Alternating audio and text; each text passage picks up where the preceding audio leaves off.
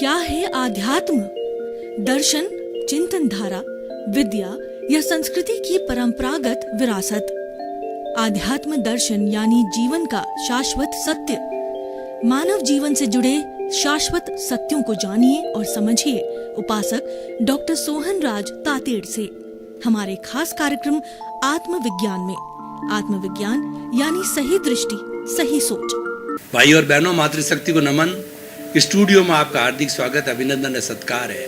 आत्मविज्ञान science of the soul कार्यक्रम के अंतर्गत हम आपको सही दृष्टि, सही सोच, राइट विजन, राइट थिंकिंग के तहत जो आपकी नकारात्मक सोच है, जो आपके अशुभ भाव है और जो आपका गलत चिंतन है, जो आपकी गलत दिशा है, जो आपकी गलत सोच है, उसमें हम करेक्शन देते हैं। करेक्शन क्या देते हैं?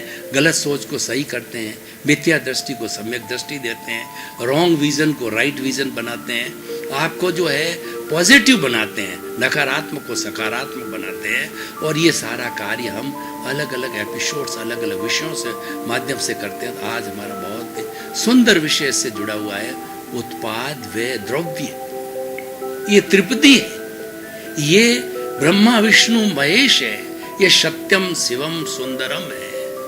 और इसके साथ साथ के अंदर यह लक्ष्मी, सरस्वती और दुर्गा है। और गंगा, जमुना और सरस्वती नदियां हैं, तीनों त्रिवेणी संगम है। एक द्वैत होता है, दो का होता है। ये अद्वैत होता है, वो अकेला होता है। द्वैत में दो होता है। तीसरा त्रिवेणी होता है, त्रिवेणी में त्रिकोण बनता है, त्रिगुणात्मक होता है। हमारी सारी सृष्टि है त्रिगुणात्मक है, सत्व, तम और रजस। जो सत्व गुण वाला है, चाहे जे पिंडे ते ब्रह्मांडे, ये जो पिंड है, जो शरीर है, वो ब्रह्मांड का प्रतिनिधित्व करता है। अगर हमारे भारत के राष्ट्रपति नरेंद्र भाई मोदी 210 कंट्री के यूएनओ में या किसी भी कंट्री में जावे तो वो हमारे देश का प्रतिनिधित्व करते हैं। तो उसी तरह ये शरीर है, पूरे ब्रह्मांड का प्रतिनिधित्व करता है। जो नरेंद्र भाई मोदी में है, इसका मतलब वो भारत में है, भारत नरेंद्र मोदी है और नरेंद्र मोदी भारत है। तो उसी तरीके से ये जो पिंड है, यही ब्रह्मांड है, ब्रह्मांड है वो पिंड है, उसका प्रतिनिधित्व है, उसका टेस्ट एग्जाम्पल है। सेम कंपोजिशन है। हम एक पूरी कोई दवाई के कंपोजिशन के अंदर से निकाल करके थोड़ा सा पार्ट लेते हैं, मिलीग्राम, तो उसको रिप्रेजेंट करता है, उसी से दवाई बनती है और उससे एक्सपेरिमेंट होते हैं। तो ये सारा जो है वह हमारा त्रिवेणी का है। त्रिवेणी जो है वो सत्यम सुंदर शिवम सुंदरम की है। और तुझसे मैं रजस, तम और सत्व की बात कर रहा था कि व्यक्ति में 3 गुण होते हैं। जो सत्व गुण वाला होता है, धार्मिक प्रवृत्ति का होगा, वो क्रोध, अहंकार, माया, लोभ नहीं करेगा, किसी को सताएगा नहीं, किसी को दुख नहीं देगा, किसी के दोष नहीं देखेगा, वो शांत रहेगा, वो धीर गंभीर रहेगा। तो ये सत्व गुण वाला होता है। रजस्व गुण वाला चंचल है, वो स्थिर नहीं बैठेगा, कभी टीवी देखेगा, कभी अखबार पढ़ेगा, खाते खाते अखबार पढ़ेगा, और दूसरा क्या, जाते जाते मोबाइल पे बात करेगा। चंचल वाला, चंचलता वाला व्यक्ति, चंचल चित्त वाला, विक्षेप चित्त वाला व्यक्ति होता है, वो रजस्व होता है। और तमोगुण वाला व्यक्ति तो बिल्कुल ही गंदा व्यक्ति होगा, बात बात में लड़ाई करेगा, झगड़ा करेगा, दूसरों के दोष निकालेगा और अपने आप को सब कुछ जानेगा। वो समझेगा कि मैं करता हूँ वही है, उसमें अज्ञानता रहेगी। जो अज्ञानता वाला होता है वो तम होता है, जो ज्ञान वाला होता है वो सत्व होता है, और रजस्व बीच वाला होता है। न तो वो तम वाला होता है, न सत्व वाला होता है। ये गुण प्रकृति में होती है। प्रकृति जो है, सत्व गुण वाली प्रकृति क्या होती है? जो प्रकृति के जो पृथ्वी, जल, अग्नि, वायु और आकाश, ये 5 कॉन्स्टिट्यूएंट शुद्ध होते हैं, तो सत्व प्रकृति वाली होती है। और जब वो एकदम पॉल्यूटेड हो जाते, कोरोना बनने की स्थिति आ जाती है, तब वो तमस, अभी प्रकृति तमस बनी हुई है। और उसके साथ साथ में तमस क्यों बनी? कि वह प्रकृति जो है उसको इंसान ने बनाया, और ये जो रजस्व प्रकृति चंचल कब होती है, इंसान उसका दोहन करता है जब उसमें चंचलता आती है। चंचलता कैसे आती है? कोई व्यक्ति गहरा जाकर के 10-20 हज़ार फीट और मीटर के नीचे जाकर के नीचे से पेट्रोलियम पानी वगैरह निकालता है और पृथ्वी का दोहन करता है, माइंस खोदता है, जल है, जल को पॉल्यूट करता है, यानी ये पृथ्वी चंचल हो जाती है, वो रजस्व रूप धारण कर देती है, वो पॉल्यूटेड वाटर होता है, वो सारा वापस परकोलेट होता है, जमीन में जाता है और सारी हमारी अग्नि दूषित हो जाती है कार्बन डाइऑक्साइड से, और वायु है, पूरा वायुमंडल जो है कार्बन डाइऑक्साइड से हो जाता है, और आकाश भी जो पूरा दूषित हो जाता है वो गलत गलत गैसों के कारण। तो भाई और बहनों, ये त्रिवेणी संगम की बात कर रहा हूँ। भगवान महावीर जब उनको केवल ज्ञान हुआ, जब वो है पांचवा ज्ञान हुआ, यानी आत्मा के अंदर क्षीण मोह की अवस्था में चले गए, उन्होंने जो मोहनीय कर्म उसको पछाड़ दिया, तो मोहनीय कर्म को पछाड़ते ही जो अंतर मुहूर्त के अंदर 48 मिनट्स के अंदर केवल ज्ञान हो जाता है, क्योंकि मोह का पर्दा सबसे बाद में हटता है। पहले ज्ञानावणी हटता है, फिर दर्शनावणी हटता है, और उसके बाद में मोहनी हटता है। जब अंतराय टूटती है, वो मोहनी अंतराय तो क्या है, एक तरह का परिणाम, एक निष्पत्ति है। तीनों के टूटते ही ऑटोमेटिकली टूट जाएगी, वो तीनों को बांध के रखने वाली होती है। अंतराय बाधक तत्व होता है, तीनों की बाधा हटते ही वो तो प्रकट हो जाती है और वो अपना रास्ता छोड़ देती है।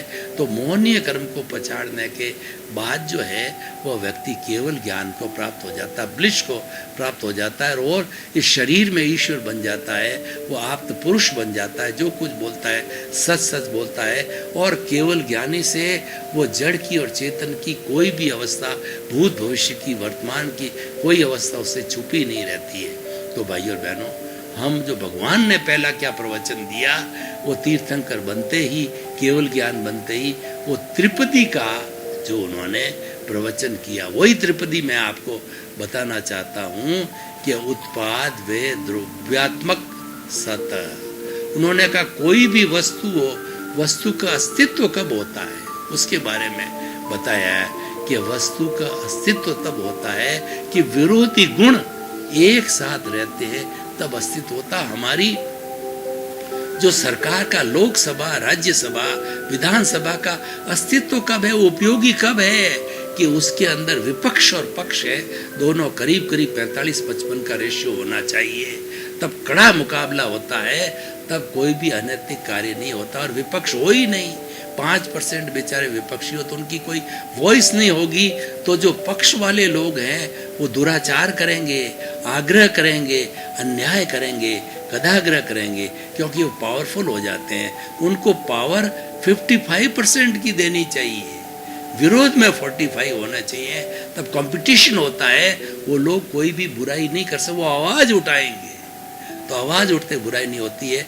तो दो विरोधी तत्व होने से हमारा ये जो है वो पक्ष और विपक्ष होने से लोकसभा, राज्यसभा, विधानसभा अच्छी बनती है। तो हमारा शरीर भी पक्ष और विपक्ष होता है तब अच्छा बनता है। बुराई हावी होती है तो उसको दबाने के लिए उतनी की उतनी पावरफुल अच्छाई होनी चाहिए। अच्छाई नगण्य है 5%, तो बुराई होकर के आदमी जो है बुरा बन जाएगा, डाकू बन जाएगा, और वह जो है वो दुराचारी बन जाएगा, आतंकवादी बन जाएगा। लेकिन उसमें अंश होगा अच्छाई का, उसको दबाती रहेगी। यानी हमारे हृदय में ये जो हमारा जो कुरुक्षेत्र है उसके अंदर अच्छाई बुराई दोनों साथ रहती है, लेकिन उसका रेशियो भी जो है 45-55 का, 60-40 का होना चाहिए। 10 और 90 का रेशियो ये अच्छा नहीं है, और ये अच्छा व्यक्तित्व तो नहीं बना सकता है। तो हम त्रिवेणी संगम की बात कर रहे थे। उत्पाद वे ध्रुवता तो सत्य, किसी वस्तु सत्य का मतलब वस्तु का अस्तित्व तब होता है जब उसमें उत्पाद होता है, उसमें व्यय होता है। लेकिन उत्पाद और व्यय, पक्ष और विपक्ष दोनों के रहते हुए भी वो वस्तु वस्तु ही है।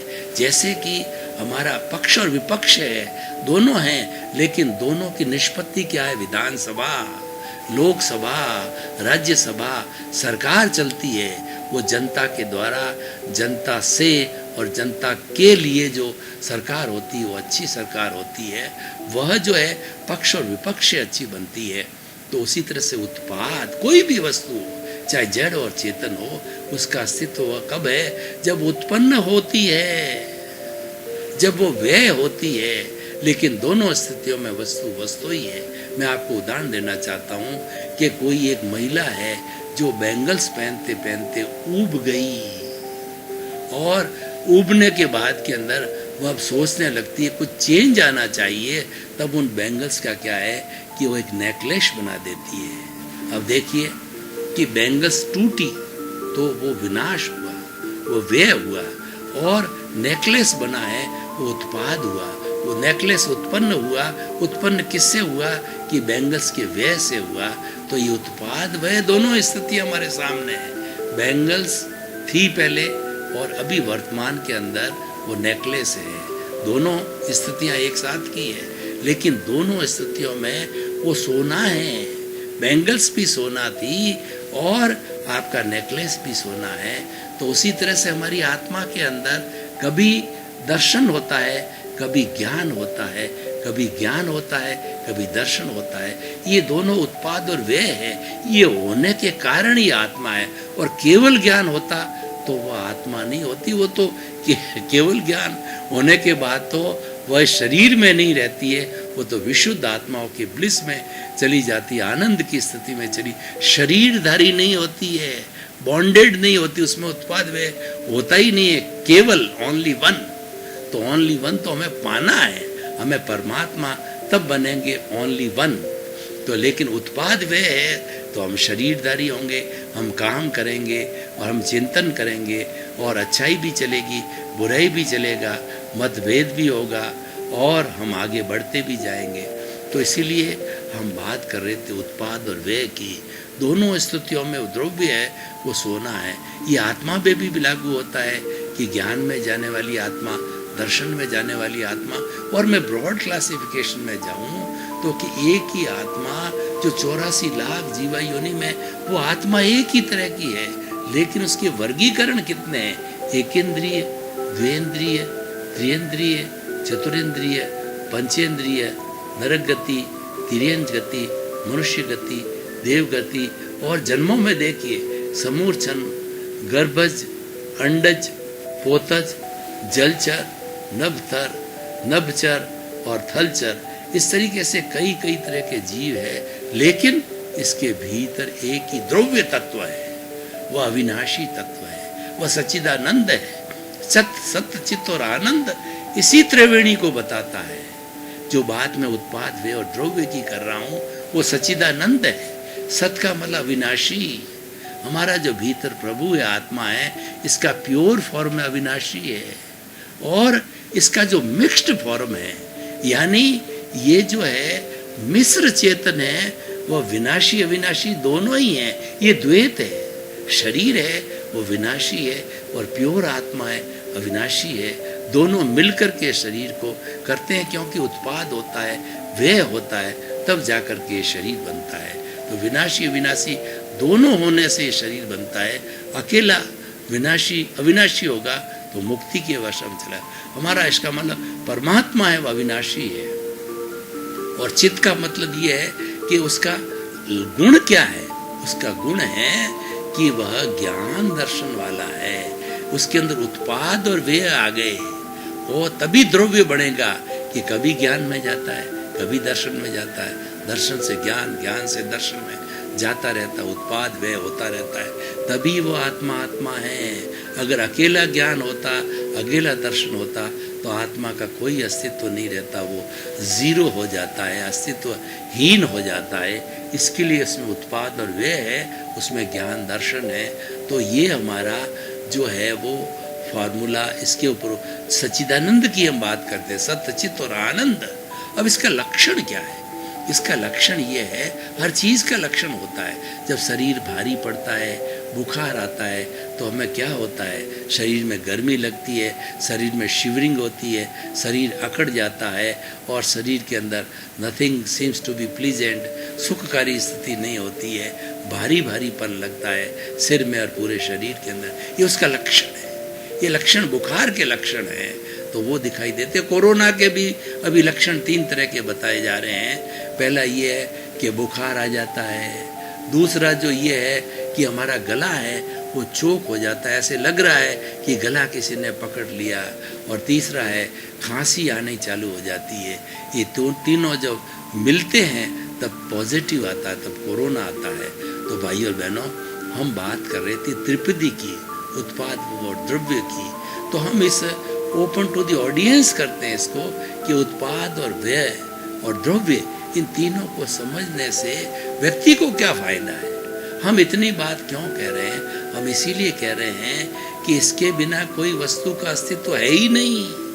जो दुनिया में जितनी भी वस्तुएं दिखाई दे रही है वो उत्पाद व्यय और द्रव्य के सिद्धांत पर दिखाई दे रही है। अगर इसमें अकेला उत्पाद होगा वस्तु रहेगी नहीं, अकेला व्यय होगा वस्तु रहेगी नहीं, और द्रव्य नहीं है तो वस्तु तो रहती नहीं है। इसलिए वस्तु के अस्तित्व को, चाहे जड़ हो चेतन हो, चाहे कोई वस्तु, आपकी कार हो, आपकी गाय हो, का भैंस हो, ऊँट हो, बैल हो, आपके उपयोग चलने वाला, आपकी धन दौलत हो, आपका बैंक बैलेंस हो या आपका घर हो, उत्पाद व्यय द्रव्य को समझे बिना, क्योंकि भगवान का प्रथम जो है वो यही उपदेश था, ये त्रिपदी थी। इसको जाने बिना हम वस्तु का अस्तित्व ही नहीं जान सकते। तो आगे कैसे बढ़ेंगे, हम कैसे अपनी पहचान करेंगे, मैं कौन हूँ? इसको जानने के लिए उत्पाद व्यय और द्रव्य को जानना होता है। ये हमारे पहचान से जुड़ा हुआ है। और जब हम और भीतर जाएंगे तो एक ही जगह तीन प्रश्न और खड़े होंगे, मैं कौन हूँ, मैं कहाँ से आया हूँ, यानी मैं पीछे से क्या लेकर के आया हूँ, क्या लायबिलिटी मेरे साथ है जो इस जन्म के अंदर क्लियर करनी है। इसीलिए कहा गया है कि शरीर पूर्व जन्म के कर्मों के भुगतान के लिए मिला है।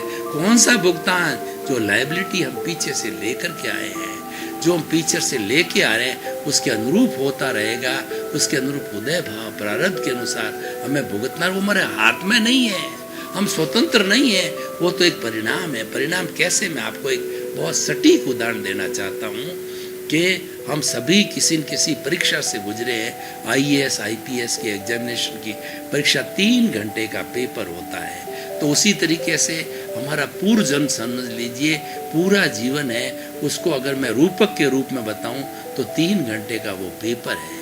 तो जब हमने पेपर देना चालू किया तो हमने पेपर 2.5 घंटे में पूरा कर लिया। अभी हमने वह हमारी जो आंसर शीट हैंड ओवर नहीं हुई है, हमने चिंतन किया आधे घंटे में वापस पढ़े, गलत को सही करें, करेक्शन देवें उसमें, और उसको सुंदर हमने पेपर मार्किंग बढ़ा दी उसके अंदर, क्योंकि उसको थोरोली देख लिया। अब 3 घंटे हो गया, घंटी बज गई। तो घंटी बजने का अर्थ हुआ कि हमारा पूर्व जन्म समाप्त हो गया, आयुष्य समाप्त हो गया, और पूर्व जन्म के जो जो भाव कर्म लाइबिलिटी जो कॉजेज डाले थे इस जन्म में वो कैरी फॉरवर्ड होगी लाइबिलिटी। पिछले जन्म में करने वाला पेपर देने वाला यशवंत राज था, और वो लाइबिलिटी के रूप में सोहन राज ये शरीर मिला। वह जो पिछले जन्म में जो पेपर मैं दे के आया था उसका ये रिजल्ट मुझे मिला। ये यानी वो रिजल्ट जैसे भाव, जैसे कॉजल बॉडी मैंने क्रिएट की थी, वह कॉजल बॉडी कर्म फल और कर्म परिणाम के रूप में मुझे प्राप्त हुई, और वह सुख दुख का कारण बनेगी और मैं जीवन भर भुगतता रहूँगा। अब देखिए कि यशवंत राज ने कॉज डाले, भुगत डालने वाला यशवंत राज, भुगतने वाला सोहन राज, करे कोई भुगते कोई। अब सोहन राज फिर भाव डाल रहा है, फिर वो प्रतिष्ठित आत्मा में प्रतिष्ठा कर रहा है, और फिर कॉजेस डाल रहा है, नई प्रतिष्ठा को खड़ी कर रहा है। वह जो है वो मन बुद्धि चित्त अहंकार के माध्यम से चार्जिंग कर रहा है। अगर वो चार्जिंग नहीं कर रहा तो डिस्चार्ज तो मेरा परिणाम है, वो पूरा डिस्चार्ज है, उसकी अब मुझे चिंता नहीं करना चाहिए। वो डिस्चार्ज नए कॉज न डालूं, यह मेरा पुरुषार्थ है। तो मान लो मैंने पुरुषार्थ किया और नए कॉज नहीं डाले तो no causal body for the next birth. और अगर छोटी मोटी कॉजल बॉडी बन भी गई, एकदम पूरी 100% नहीं होती है, तो वो थोड़ी बनी हुई है, मुझे 1-2 भवांतर में पूरे करके मुक्ति की अवस्था में चला जाऊंगा, और ज़्यादा कॉजेज करके बॉडी को, कॉजल बॉडी को, पुरानी को और ज़्यादा स्ट्रॉन्ग कर दिया तो मुझे और भवांतर में घूमना पड़ेगा। तो ये कॉज एंड इफेक्ट का सिद्धांत है। ये जो है वो हमारा पिछले जन्म के अंदर पेपर दिया, उसका रिजल्ट मैं भोग रहा हूँ। तो मुख्य बात मैं क्या कहना चाहता हूँ कि द्रव्य, गुण और पर्याय है, ये समझने के लिए ये भूत, भविष्य, वर्तमान को समझना पड़ेगा। यूं समझिए कि तीनों को समझे बिना भूत, भविष्य, वर्तमान को हम एक साथ नहीं समझेंगे, और तीनों का अगर हम कॉम्बिनेशन नहीं करेंगे तो अकेला वर्तमान है, कहाँ से आया? ये वर्तमान भूत से बना है, और भविष्य किससे बनेगा? वर्तमान से बनेगा। इसीलिए कहा गया है कि जिसका वर्तमान इज ए डिसाइडिंग फैक्टर, वर्तमान परिणाम है, वो आपके सामने है। इसलिए कहा गया है कि जो है वो काल करे सो आज कर, आज करे सो अब, पल में परले होएगी, और बहुरी करेगा कब? अगली सांस आए ना आए, क्योंकि हम जो लेके आए सब चीज नियत है, सब चीज फिक्स्ड है। आप आयुष्य कर्म के उपरांत एक भी नया सांस नहीं ले सकते। इतने आप स्वतंत्र हो, इतने आप पाबंद हो। इसलिए ये परिणाम है, परिणाम को आप नहीं बदल सकते। तो क्यों उस परिणाम को बदलने को व्यक्ति कहता है मैं पुरुषार्थ कर रहा हूं, वही उसका अज्ञान है। वो अज्ञान की वेल्डिंग है, और अपने आप को कर्ता मानता है। क्या मानता है? क्योंकि वो परिणाम तो लेकर के आया है, उसको बदलने के लिए ही तो वो कर्ता बना है। वास्तव में कर्ता है नहीं, दुनिया में कर्ता कोई हो नहीं सकता। कर्ता तो व्यवस्थित शक्ति है। इस कुदरत ने, इसको साइंटिफिक सर्कमस्टेंस एविडेंस ने क्लियर कहा है, कोई भी प्राणी कर्ता नहीं हो सकता। भाई और बहनों, आपका बहुत बहुत धन्यवाद। आप हमारा आत्मविज्ञान कार्यक्रम बराबर देख रहे हो, और ये देखते रहिए। आत्मविज्ञान कार्यक्रम बदलने की प्रक्रिया है, ये व्यक्ति को बदलता है, ये रूपांतरण की प्रक्रिया है, ये अच्छे से बुरे व्यक्ति को अच्छा बनाने की प्रक्रिया। हम अच्छे को बुरा नहीं बनाते, हम तो बुरा व्यक्ति उसको अच्छा बनाते हैं, क्योंकि वैसे ही हम सूत्र लेते हैं। इसी क्रम में आपका जीवन आनंदमय हो, मंगलमय हो। आपके प्रति बहुत बहुत शुभ। क्या है आध्यात्म? दर्शन, चिंतन धारा, विद्या या संस्कृति की परंपरागत विरासत। आध्यात्म दर्शन यानी जीवन का शाश्वत सत्य। मानव जीवन से जुड़े शाश्वत सत्यों को जानिए और समझिए उपासक डॉक्टर सोहन राज तातेड़ से हमारे खास कार्यक्रम आत्मविज्ञान में। आत्मविज्ञान यानी सही दृष्टि, सही सोच।